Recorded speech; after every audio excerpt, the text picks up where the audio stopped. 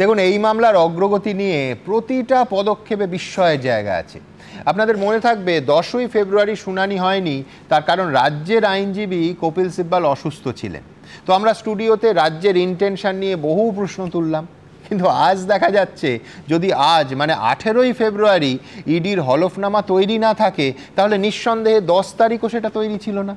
আর এখানে এই মামলায় ইডি সিরিয়াসনেস নিয়ে প্রশ্ন উঠে যাচ্ছে। আমার মনে আছে কেআরআই স্টুডিওতে বারবার বলেছিল যে এই মামলায় রাজ্য সরকার স্রেফ টাইম কিল করতে চাইছে।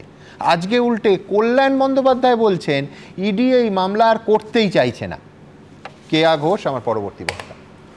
দেখুন, কল্যাণ বন্দ্যোপাধ্যায় যদি সব কথা মেনে নিতে হয়, তাহলে মহুয়া মৈত্র সম্পর্কে উনি যে মন্তব্য করেছিলেন সুমন, আমাকে সেটাও মেনে নিতে হবে। যাই হোক, এবং তার আগে দেখলাম মাফ করবেন, জয়প্রকাশ মজুমদার একটা মন্তব্য করেছেন।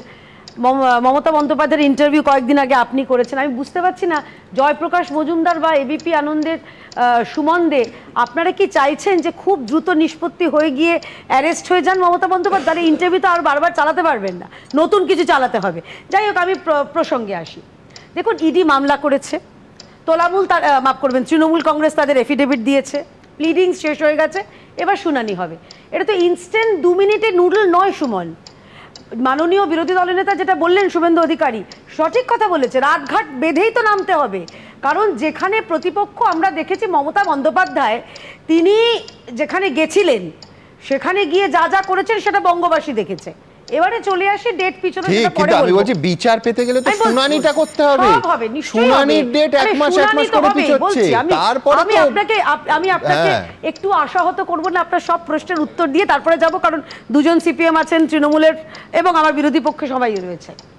দেখুন, মেন ব্যাপারটা কি হচ্ছে, যে ঘটনাটা ঘটেছিল, আমরা দেখেছি যে ইডি রেড চলাকালীন রাজ্যের মুখ্যমন্ত্রী, তিনি তখন দলীয় সুপ্রিমো নন, তিনি চিফ সেক্রেটারিকে ডিজিপিকে নিয়ে তিনি গেছিলেন সেখানে রেডের মধ্যে রেড করতে, এবং সেখানে গিয়ে ফাইল চুরি করে নিয়ে এসছেন। ফাইল চোর কথাটা গুগল করলে এখন বোঝা যাবে যে কে চুরি করেছে। নিয়ে এসে তিনি দর্প ভরে দেখাচ্ছেন, দেখো নিয়ে এসছেন, অলিম্পিকের ট্রফি জিতেছেন, চুরিশ্রী হয়েছে সেটা।